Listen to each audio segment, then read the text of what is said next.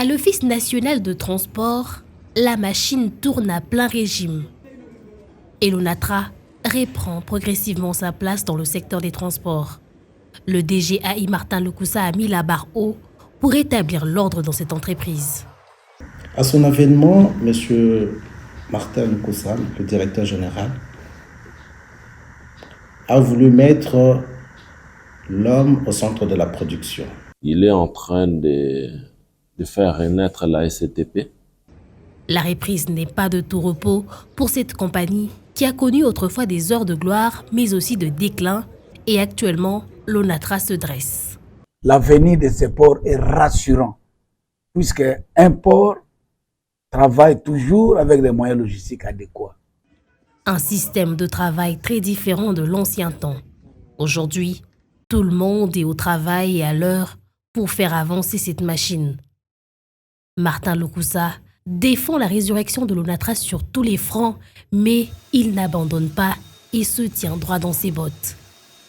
La restauration de la discipline, parce que c'était quelque chose qui avait disparu. Plusieurs réhabilitations sont en cours dans divers départements, à commencer par le chemin de fer. Comme le disait l'explorateur Stanley, sans chemin de fer, le Congo ne vaut pas un sou. Ces mots tourmentent l'esprit du commandant en chef qui remue ciel et terre pour réhabiliter ce service.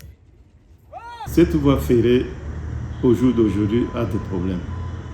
Pas mal de problèmes parce qu'elle évolue dans un environnement. Maintenant, si vous parcourez de Kinshasa à Matadi, vous allez constater qu'il y a pas mal de constructions anarchiques que nous déplorons.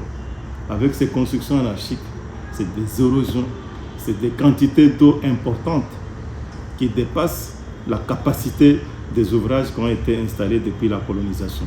La direction générale a mis les paquets pour que nous puissions arranger progressivement.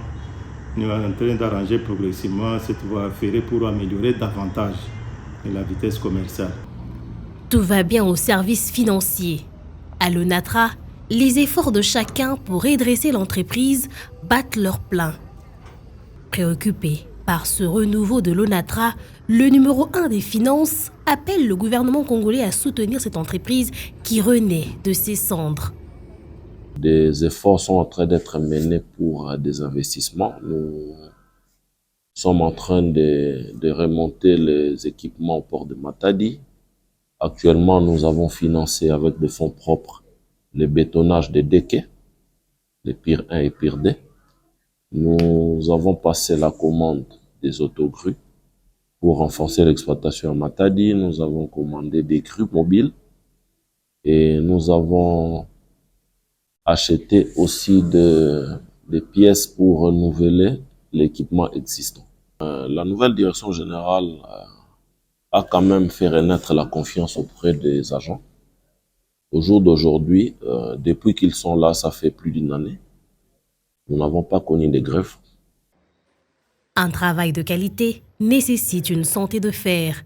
Les agents reçoivent également une assistance médicale. L'entreprise détient un centre de santé spécial qui fournit divers services médicaux aux agents de l'ONATRA et à leurs familles. Pour maintenir ces agents en état de bonne santé, en état, qu'ils soient aptes à produire, il a voulu doter les différents centres médicaux de la SCTP des moyens nécessaires pour y faire face. Et pour lui, il a toujours martelé qu'on donne des soins de qualité à nos agents. Or, qui dit soins de qualité, il faut d'abord les infrastructures d'accueil pour l'hébergement des malades. L'Office national de transport comprend un département de chantier naval spécialisé dans la restauration et la réparation des bateaux et barges, la construction de bateaux, le carénage, la fabrication de pièces de toutes sortes et la fabrication de cercueils. Sur ce volet, il faut dire qu'il y a d'abord la définition des objectifs des travaux. Il a des objectifs notamment en ce qui concerne la dotation des différentes zones d'exploitation avec des unités fluviales. Et nous avons cette mission-là de réhabiliter les unités qu'il faut pour doter ces installations ou ces exploitations des unités qu'il faut. Et nous avons plusieurs unités qui sont en cours de réhabilitation ici. Certaines sont déjà parties, d'autres sont encore en cours ici, comme vous l'avez visité. Il y a des barges, il y a des pousseurs. Le port de Kinshasa comprend des entrepôts, les installations de manutention. Il y a toutes sortes de déchargements et de chargements de marchandises, conteneurs, grumes, colis lourds, aliments frais et autres. Ce port est sous régime du guichet unique de la DGDA. Gérer une société de transport, il faut avoir des moyens logistiques. Le DG Lukusa a acheté des engins. Donc la durée de fabrication ne va pas dépasser 12 mois avant que ça arrive, puisqu'il y a un contrat ferme.